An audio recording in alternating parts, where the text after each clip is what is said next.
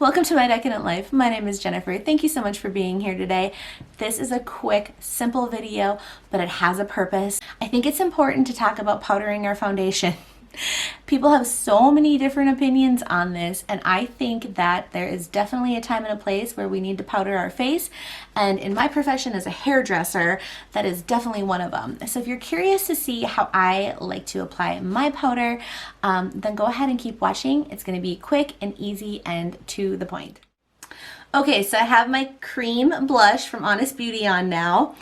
I know that I'm doing like a little bit of a series, so if you haven't seen some of the other videos, you might be a little confused, but I wanted to do a blush demo for a different video, so I just sort of added a little talk through of how I would do it in my bronzer and contour video, but now I'm going to talk about how I set my face with powder. So one of the things I do that is a little bit different is I like to use a tinted translucent to set the high points of my face where I have bronzer, contour, blush. Otherwise, I sometimes feel like the pigment gets diluted. And I just really like how the Ilia Beauty Waikiki Run translucent powder sets that part of my face. So I typically use a tinted translucent and then a translucent, whether it is completely like white or it has a little bit of maybe a little bit of like a banana kind of color to it to brighten. So obviously you would not have to do that. You could just go ahead and set your face with your one color, but this is the video where I want to just share how I like to do it. So I take a little bit of this tinted translucent powder, swirl it in this big, and I like how this is shaped like a fan brush, but it's such a powder kind of like brush for me. And I just find it takes a little bit of the glow away so that the product isn't really tacky anymore, but it doesn't really change the color. So I just sort of powder through the places where I put bronzer and contour. And around my hairline, just kind of helps to blend everything in. Now if you're a different skin tone than me, this might make a big difference. I don't know if they have.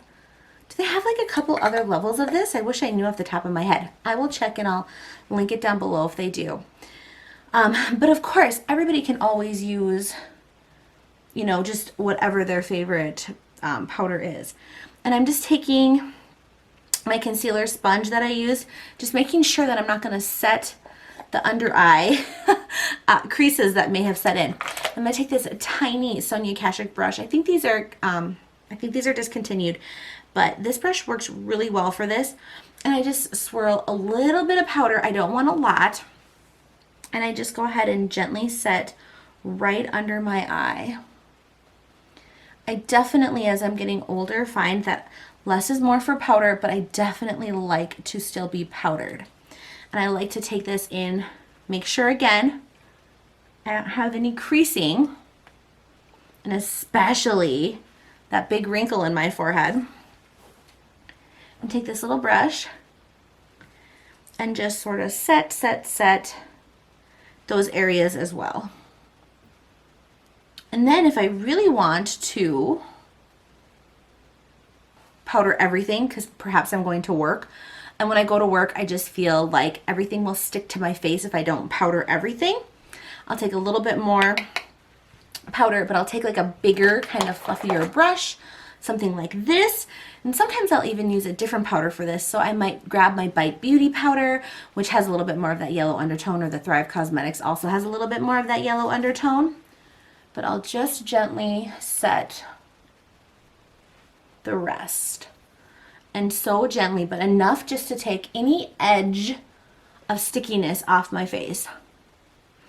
We all have different kind of jobs, whether you're going to talk on the phone and you don't want your makeup to transfer on your phone, or me, I'm going to be doing haircuts with hair sticking to everything.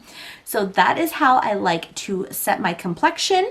And then from here, so I have cream products underneath it, but from here, if I want to go in and amp up some more of those like bronzer kind of situations with a powder, it glides so much easier as well, and I won't get that you know, that like textured look where you go in with the product and it just sticks to your face because you weren't powdered. All right, everybody, thank you for joining me. I hope you learned a little something today. Please leave me a like or a comment if you did. I would really appreciate that, and consider subscribing. Maybe hit that bell button, and I would love to see you in the next one. So have a great day, and I'll see you later. Bye-bye.